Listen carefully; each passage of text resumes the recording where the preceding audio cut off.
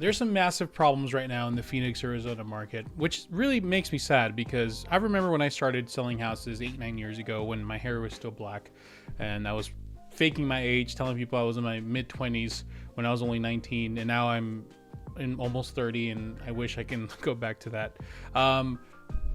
You know, you could get somebody who worked a decent, maybe a little bit above minimum wage job, one person working household, and they would have a lot of options to buy.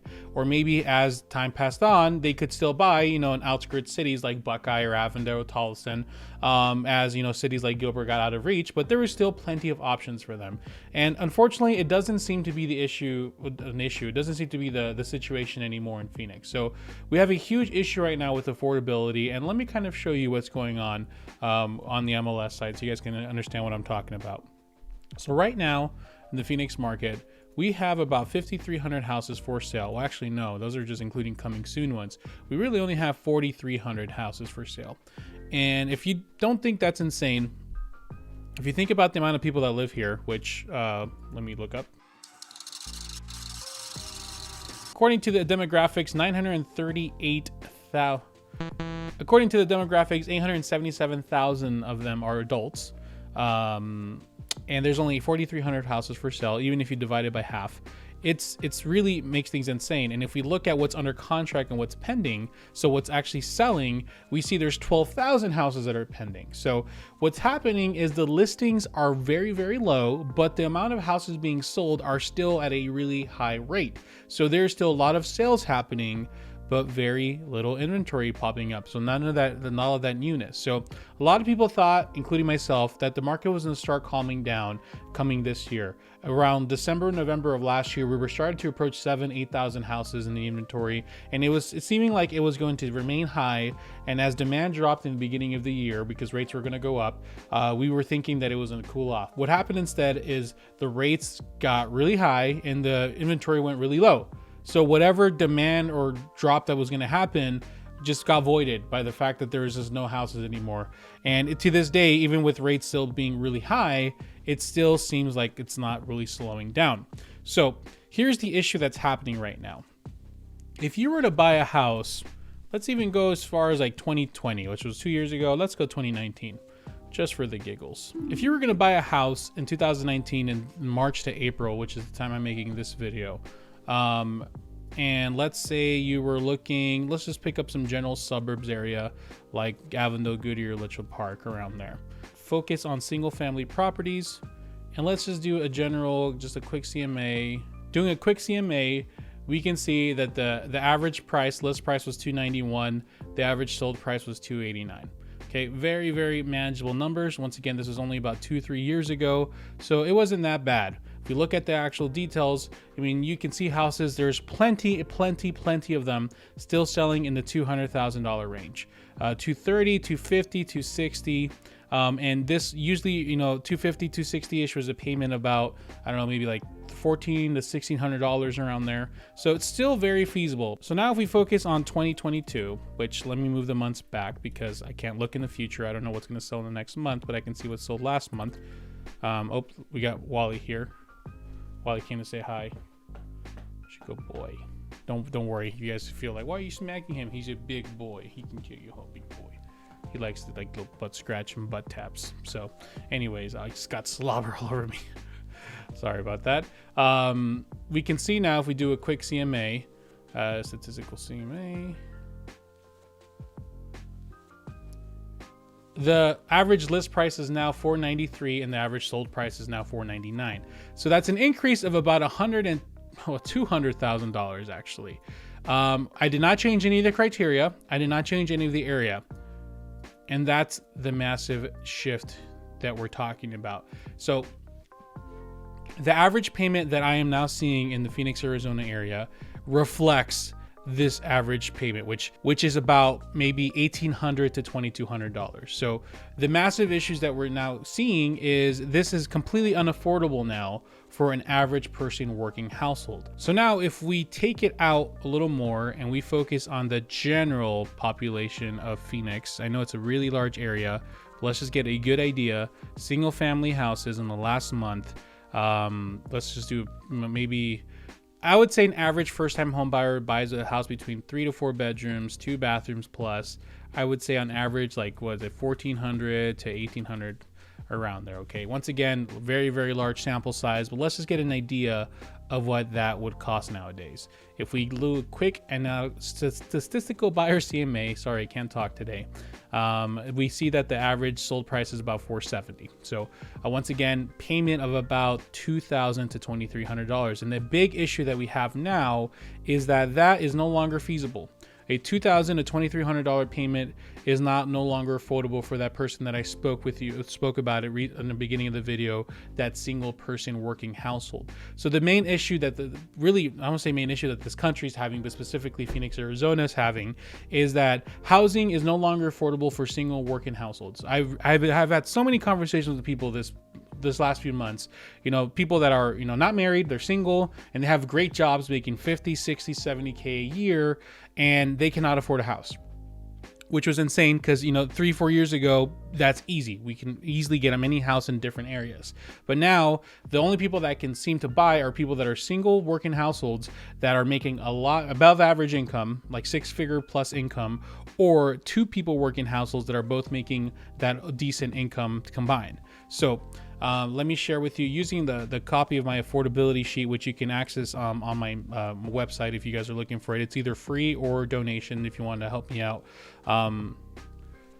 If we kind of calculate here how much income you need to qualify for that, like let's say someone has an average card payment of $300, a student loan of $100, and maybe a few credit cards here. Let's say their average income is $5,000 gross. So they make, which is still a little on the high side. So let's say they're making $4,000 a month, which is $52K a year. That's not bad for someone who works by themselves, right? So let's say their net income is 75% of that. So they're taking home about $39K. Once again, not bad. That's a pretty decent amount. Well, this number, they can only afford up to really like $750, $900, like $900, $1,200. Let's say they had no debt here. Let's say there's no car payment, no student loan, and just 2 credit card payments. These people could technically qualify for $1,900. So they might be able to qualify just barely for where they need to, but the affordability doesn't match it there. They cannot afford the house that they need to, although they could qualify for it, because there's a difference between what you can afford and what you can qualify for. So it seems to me that this income now, say you're making $5,000 gross a month, so about $65K a year. Now you're able to maybe get closer to that $1,500 range, which isn't still quite cutting it. So unfortunately, like I said, we have to get to around the $8,000 mark, where there's either 2 people working, making 4 or 5K, or someone who makes excellent income on their own. And now we're getting to the point where they can afford a house in this area. So this is really the biggest issue, because like I said, just even a few years ago, someone that was making half of this income can afford exactly where they needed to for a house that was, maybe only $200,000, $230,000. But with houses at least being over 380, 350, near 500,000, that means that's it. You have to be making at least $8,000 to comfortably afford. Once again, you can qualify for a lot more, but we're talking about strictly affordability here. So what can we do? This is the biggest issue with Phoenix right now.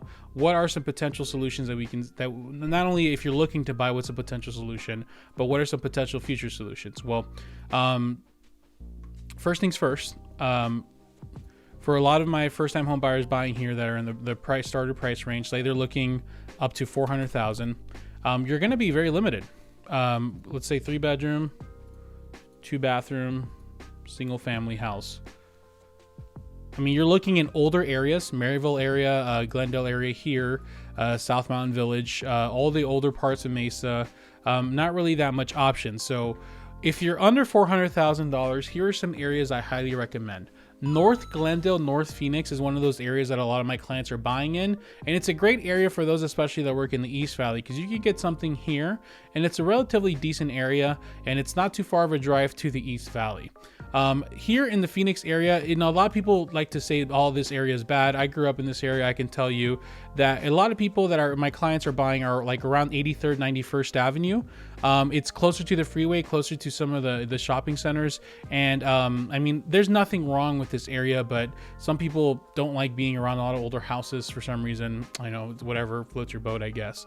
If you have to be under 400,000, there's also outskirts cities like Buckeye, Santan Valley. I mean, Queen Creek used to be one of those cities, but it's no longer one of those cities. Santan Valley and of course Maricopa are still providing a lot of options. You're going to have a lot more drive, but if you work from home, still very solid options for you.